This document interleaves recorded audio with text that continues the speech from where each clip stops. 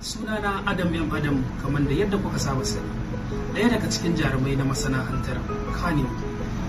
Cutar coronavirus COVID-19 gaskiya ce, annoba kuma gaskiya ne, amma mu kare kanmu daga wannan annobar da ta zo mana, saboda Allah subhanahu wata'ala ce sai mun kare kanmu sannan zai kare mu. Me kare kanmu? Mu dinga yawaita wanke hannayenmu a duk lokacin da za mu yi, mu kaurace wa shiga cikin taron jama'a saboda gudun kamuwa da wannan cuta.